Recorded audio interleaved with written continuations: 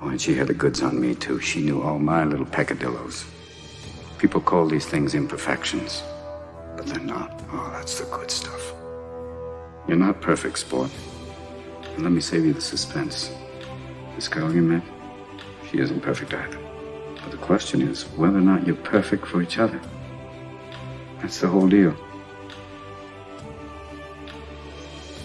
We don't say rising into love. There is in it the idea of the fall. Taking this ghastly risk is the condition of there being life. You see, for all life is an act of faith. The moment you take a step, you do so on an act of faith because you don't know that the floor is not going to give under your feet. The moment you take a journey, what an act of faith. Any kind of undertaking in relationship, what an act of faith. You've given yourself up. This is the most powerful thing that can be done. Surrender. See, and love is an act of surrender to another person. Total abandonment. I give myself to you. That's quite mad, because you see, it's letting things get out of control.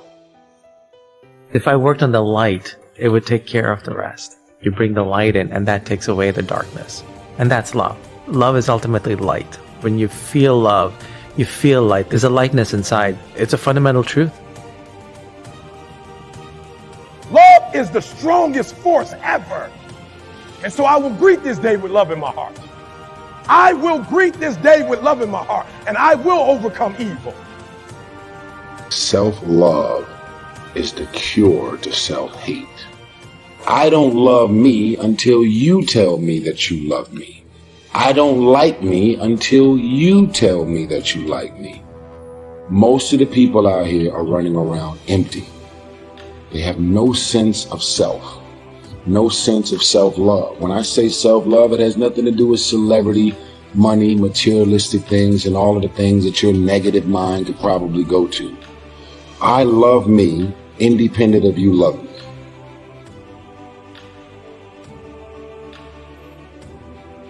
Before you can love someone regardless of their religious beliefs or their political beliefs or their economic status, whatever those things are, you gotta not only like you, but you gotta love you, and you gotta fall madly in love with you. We were two completely separate people on two completely separate individual journeys. My happiness was my responsibility. And we decided that we were going to find our individual, internal, private, separate joy. And then we were going to present ourselves to the relationship and to each other already happy. Place the responsibility for your happiness on yourself. I invested too much. I invested too much to quit. I made too many sacrifices to give up. I paid too much. I stood before your mama and your dad and said, till death do us part. If you leave, you will not leave me over the phone or through a letter. You will look me in my face and tell me you gone. After I bring you the roses.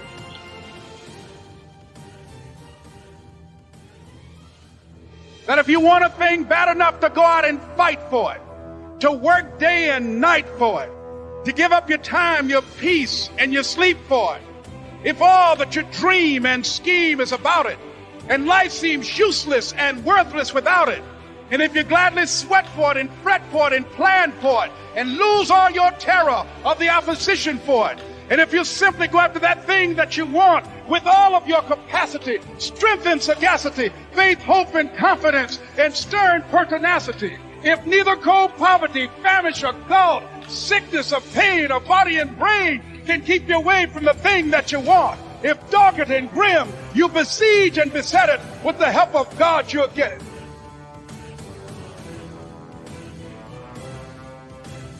Well, now, really, when we go back then to falling in love and say it's crazy, falling.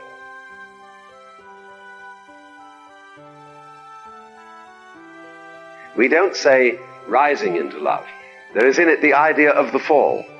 Taking this ghastly risk is the condition of there being life. You see, for all life is an act of faith. The moment you take a step, you do so on an act of faith because you don't know that the floor is not going to give under your feet.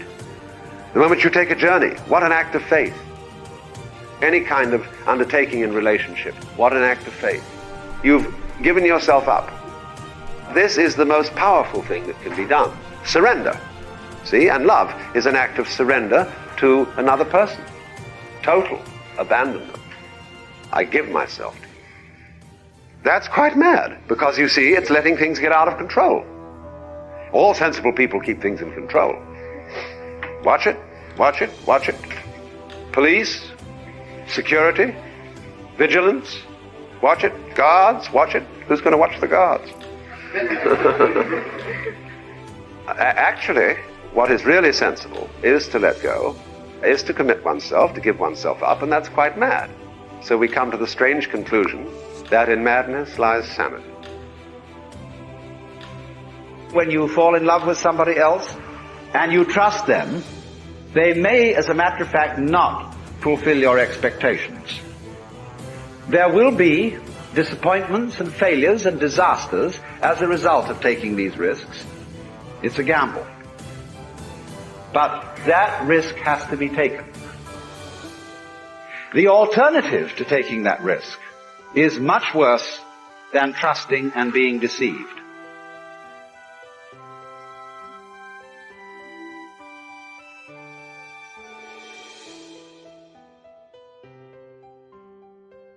Kenosis is a Greek word meaning self-emptying, self-sacrifice, and thereby conferred freedom of will and the power to love human beings. And people who give the power away are tremendously strong personalities, because the more they have given it up, the more they get it. You know, you do this complete let-off of control. It's a lovely, irresponsible state to be in.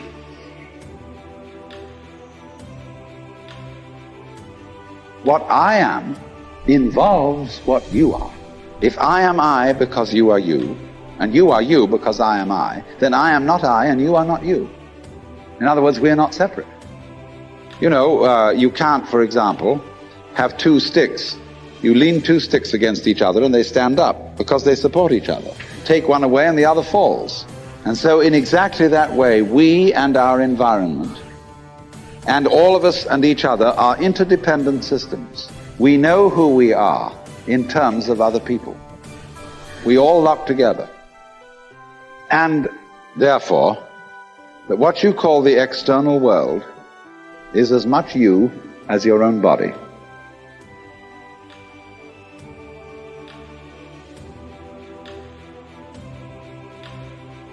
Love is not something that is a sort of rare commodity. Everybody has it. Existence is love.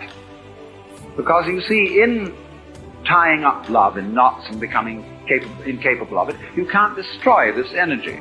When you won't love and you won't let it out, the thing comes out in the form of self-destruction. So everybody has the force running.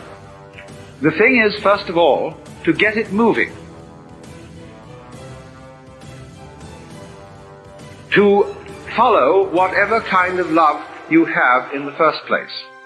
The first thing then is to discover what indeed you do love, if anything, and you will find there is something.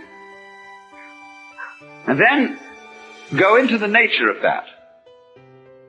Now it's said that selfish people love themselves. I would say that that is really a misunderstanding of the whole thing. If you explore what you love when you say you love yourself, you will make the startling discovery that everything you love is something which you thought was other than yourself. You suddenly discover that yourself is bigger than you thought it was.